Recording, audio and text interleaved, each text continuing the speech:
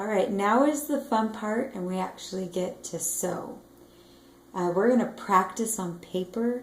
It's a great way to get used to your sewing machine. I'm going to show you how to sew straight lines and also some slight curved lines, and then how to sew around really sharp angles, and then also how to sew these really tight curves here. So we're going to start with this straight paper.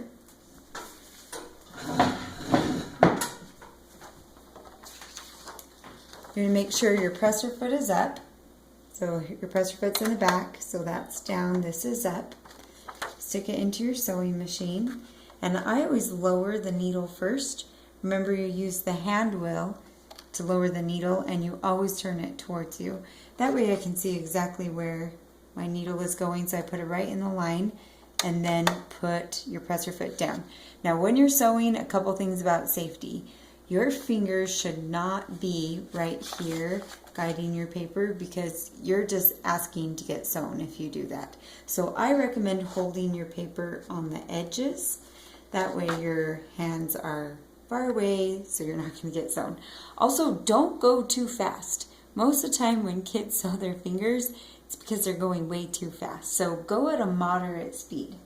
So we're going to press on the pedal. Notice I'm holding my paper down here, and the machine's going to start sewing. And in fact, I cannot even hold my paper, and it's just going to sew a straight line because it pulls the fabric through for you. Underneath the presser foot, there are these two ridgy lines called the feed dogs. And if I turn the hand wheel, you'll notice they go down and back up, and that's what pulls your fabric through for you. So you're not pulling the fabric. All you are doing is you're guiding the fabric, or in this case, the paper. So all you have to do is steer. So I'm just going to sew straight down the side. Now this is a good speed.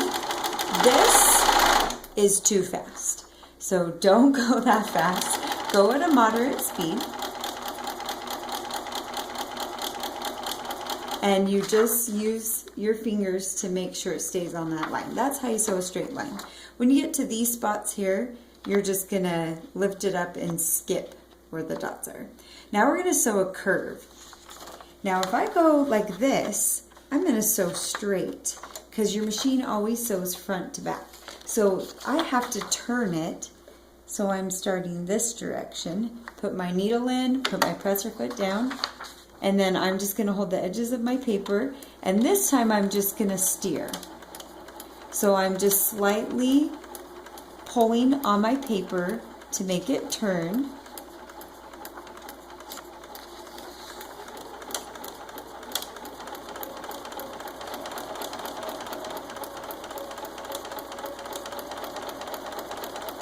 And that's how you do a slight curve. Now I'm going to show you how to do sharp curves on your sewing machine. And if your paper's in the way, just kind of fold it in. So we're going to put the presser foot down and sew to this first angle. When you get to the angle, slow down, and then use your hand wheel to put the needle in. Lift up the foot, and then you can turn the direction you want to go, and then put the foot back down. So sew to the next angle. Slow down when you get to, and if you're not quite there, put the foot back down and turn another, and then lift and turn the direction that you want to go. This is called pivoting. You have to have your needle down when you pivot. So that's how you pivot sharp corners. I'm going to show you now how to do sharp circles, inward curves. Now we're going to start in the center. Again, we sew front to back, so we have to start this direction. If your paper's in the way, just fold it in. Now one thing you want to do when you're sewing sharp curves is lower your stitches. So right here on your machine, this is your stitch length. and it's usually just a little bit over 2. So I'm going to take it down to about 1.5. If you go too small, it's just going to rip your paper. And what that does is it makes it easier to get around the curves because your stitches aren't as long. So whenever you have a sharp curve, put your stitches shorter. Now the biggest key about doing really tight curves is you have to go slow. If you try to do this fast, it's not going to work for you. So start going slowly and just kind of turn your paper as you go. Now, if you notice you're starting to get off, you're going to put your needle in and you're going to lift and lower until you get back on the line again. So start to go around, and as you notice you're starting to get off, put your needle in and turn it a little bit. And sometimes you might have to do that every few stitches, especially on a really tight curve. And that's okay. That's why you go slow. And then you'll notice as you start to get out of the really tight curve, it will get easier and you won't have to pivot quite as much. So remember to go slowly, lower your stitches on these, and to pivot as needed to keep yourself on the line. That's how you do tight curves.